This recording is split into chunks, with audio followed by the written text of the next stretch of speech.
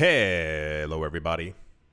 Welcome back to the channel where we talk about stuff.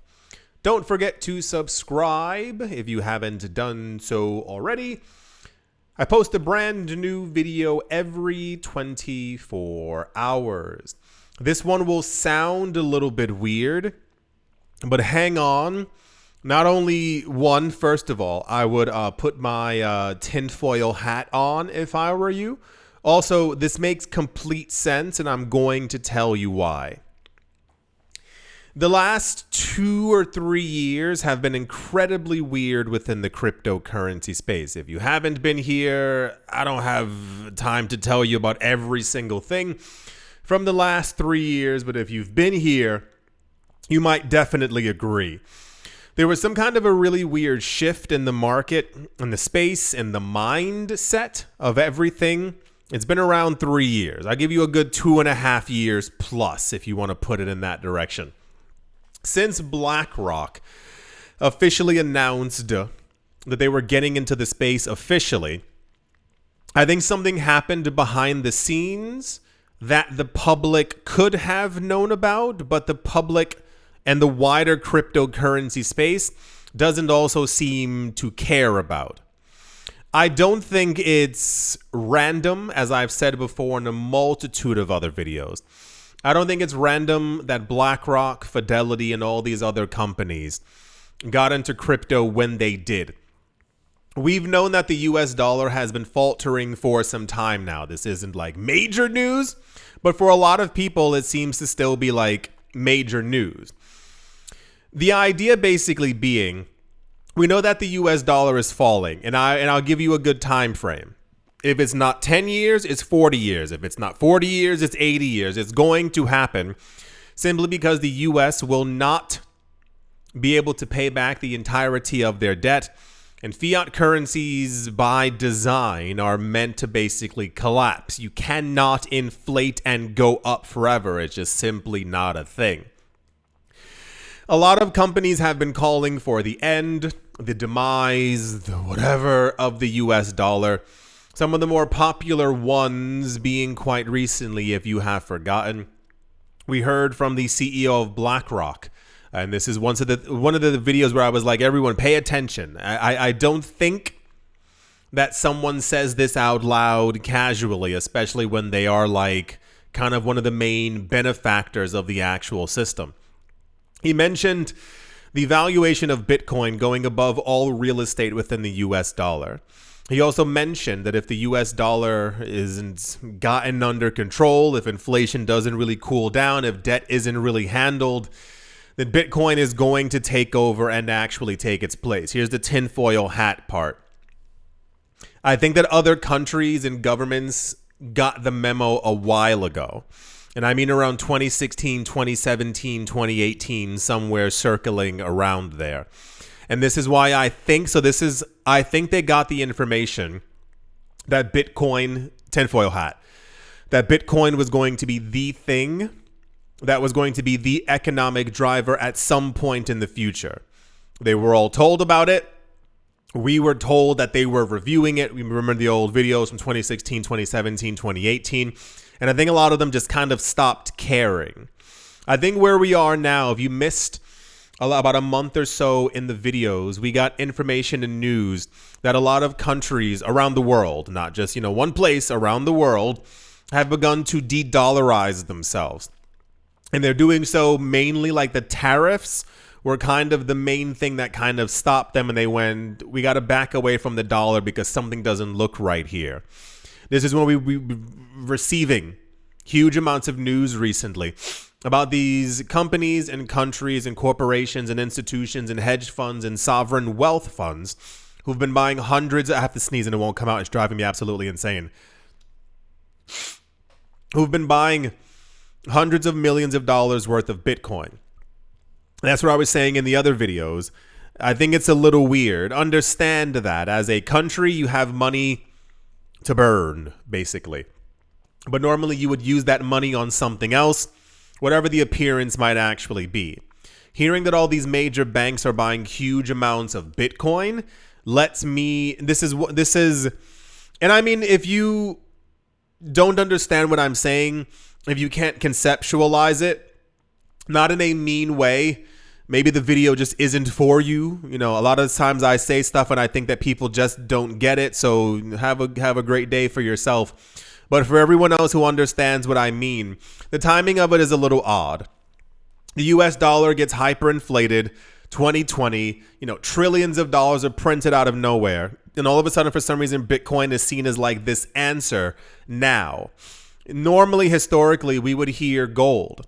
And dare I even say silver. We would hear something else would be used or being purchased by governments as a way to like get away from this thing. But instead, they're buying Bitcoin instead. Tim Draper is in the news. Tim Draper was one of the very first people to buy Bitcoin through those US auctions. Probably still now, but years ago. It made big news when all these companies and institutions were talking about how evil and terrible and horrible Bitcoin was. Basically, they were finding websites where people were trading and buying things that they wanted. And then subsequently, a lot of these places were shut down, and the Bitcoin that those companies had made were basically confiscated. Tim Draper purchased a lot of Bitcoin years ago for, several, I was going to say for almost nothing, but several $1 million. But it got him over like 30,000 Bitcoin. So this is kind of one of his main claims to fame.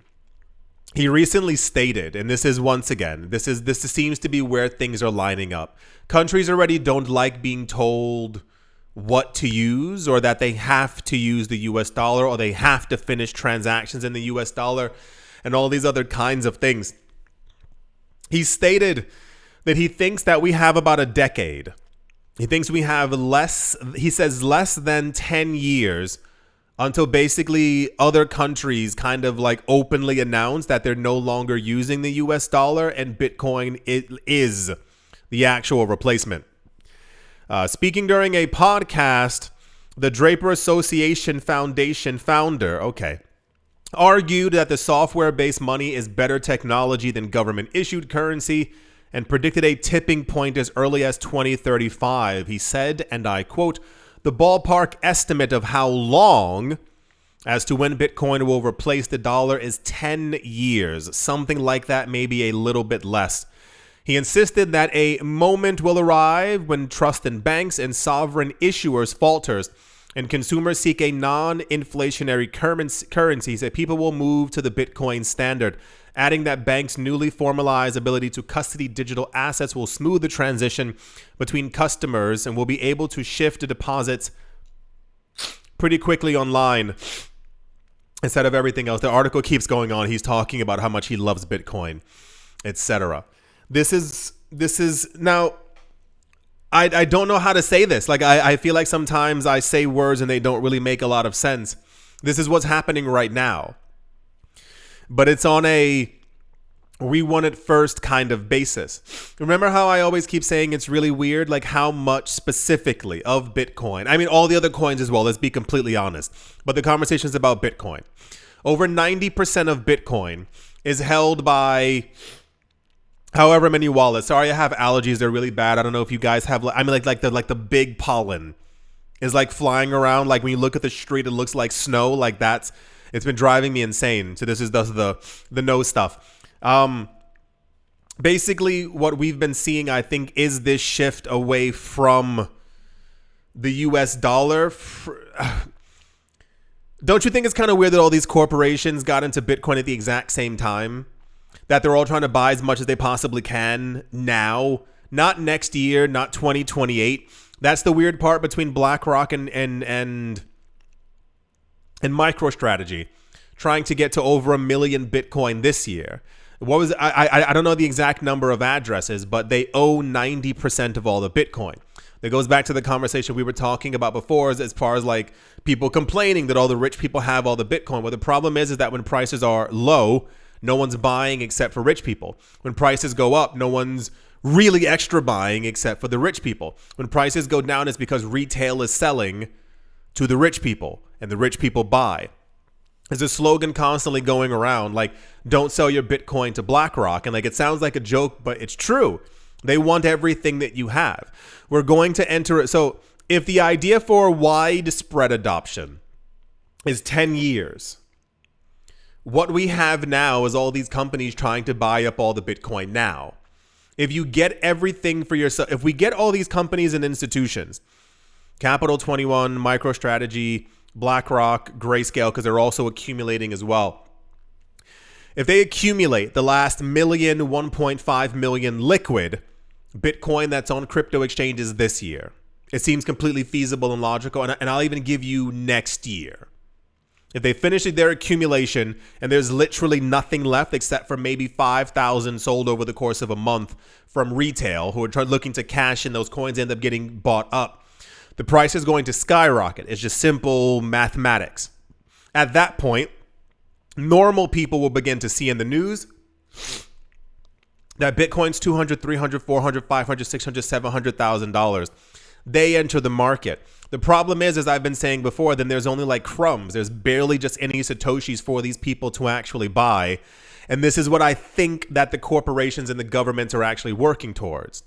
If you know that something has the possibility of becoming the standard, you buy it early on, like as a company, a corporation, a government, a sovereign wealth fund. It always takes a long time for the public to actually get it and to actually jump into it. But this time is very different. We're not talking about the US dollar or something that is abundant. There aren't only 21 million US dollars. You can't tear the top off of a dollar and use that as an actual currency. And this is why a lot of times when we hear these companies are buying $15,000, $20,000, $35,000, 35,000 Bitcoin at once, I try and make, people pay attention to it or bring light to it, because this is what I think is happening. I think the tipping point is going to be society. I think people, as I've stated before, I think when Bitcoin gets to $1 million, I think people are going to freak out because you'll realize that you literally missed this train. I posted a couple of days ago on Twitter. I was saying back in 2016, 0.01 Bitcoin was $2.25. $2.25. In 2022, it was $160. It's now $1,000. So I think as long as you have this accumulation, even if it's slow, once again, just leaving it up until next year, at some point they're going to actually own all the liquid Bitcoin. These companies and institutions, as we've been hearing, have no intention of like selling, divulging, giving it away, whatever. They've said to us that we're holding this forever. Because they know as long as they hold and they continue making more and the price continues going up, they're the only ones who hold it. The other tiny part of all of that is actually like staking Bitcoin, which we're not going to get into. When you can stake Bitcoin easily, who owns all the Bitcoin? Who's going to make the most profits from these things? By the time we get to a $10 million Bitcoin, the average person won't have any. And it literally is mirroring the world that we have right now. Understand that the status quo isn't going to change for a multitude of reasons. We are always going to have poor people, and we are always going to have rich people in some capacity. The issue is that the rich people realize that their dollars are fading, their dollars are collapsing, so they're shifting over into Bitcoin. When they own all the Bitcoin, this is the wealth transfer. When they shift into Bitcoin, and even slowly over the course of multiple years, if we're talking about since 2014, at some point they'll own all of it. You will then be, you'll have I'm telling you, I can feel it. You're going to have this thing in the future where you want to become rich, you want to make money, and you see that Bitcoin's at $10 million. You'll have this idea in your head that you could have gotten Bitcoin a long time ago, but you're going to do it now, only when Bitcoin's at $10 million. It's similar to people wanting to own real estate, wanting to own assets. People only want to buy Tesla and Nvidia and Microsoft and Apple and Berkshire Hathaway stock when the price is completely into the sky. There is no idea of doing it when prices are actually lower.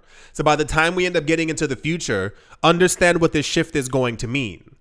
If everything's priced in Bitcoin, if governments are moving into a Bitcoin standard, if all the rich people are buying up all the Bitcoin, you won't be able to get a job that will essentially pay you in Bitcoin. Everything is going to be automated. These jobs are going to, like, it's so completely clear to me where all of this is moving into. And I mean, when I heard it, I knew the time frame. But I told you before, I always feel like we're moving a lot quicker than I expected us to move, because I was really expecting a lot of this to happen around in the late 30s, like early 2040s, where we see self-driving cars, where we see hyper automation, where we see like all these other kinds of things.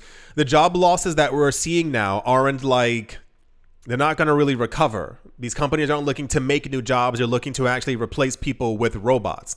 If we're talking about a future that lies in the hands of people who have all the Bitcoin mining equipment, being the only people who are like printing the new dollar, they have all the power. The other side of it is the people who are able to accumulate all of this stuff.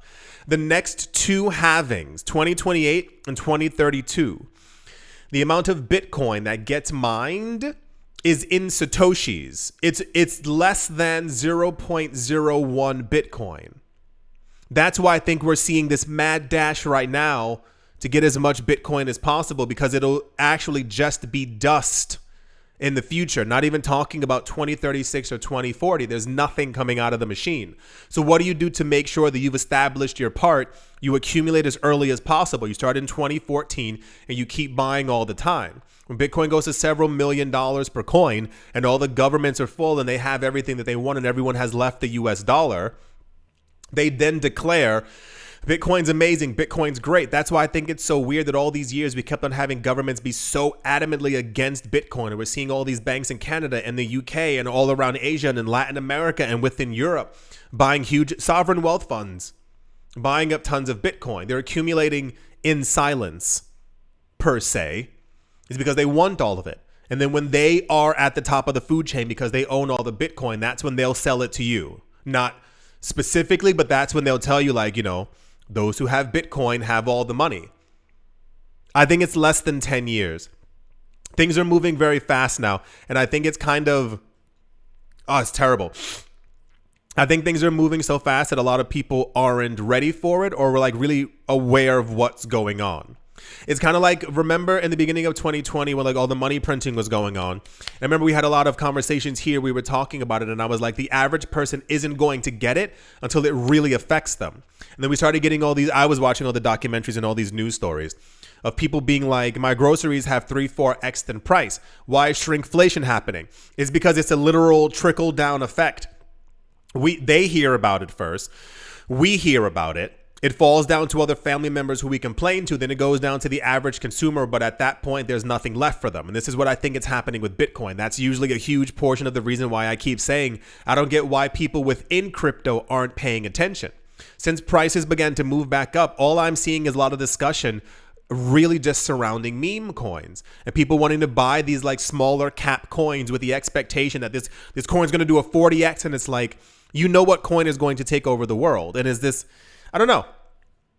So yeah, I saw this. I completely understand it. And I don't even think it's tinfoil hat. I think it just sounds crazy. That's usually the problem that I tend to have. Years later, when I told you I had that friend who wanted to, he was talking to someone who wanted to invest and that friend was telling him to buy gold. And I was like, don't buy gold. I was like, buy some crypto. It, of course, has completely outperformed any other gold that he would have been able to buy. But I think it's this kind of like hyper skeptical. People don't believe it until it happens. People aren't going to understand that Bitcoin can go to $1 million until Bitcoin goes to $1 million. And hindsight is 2020.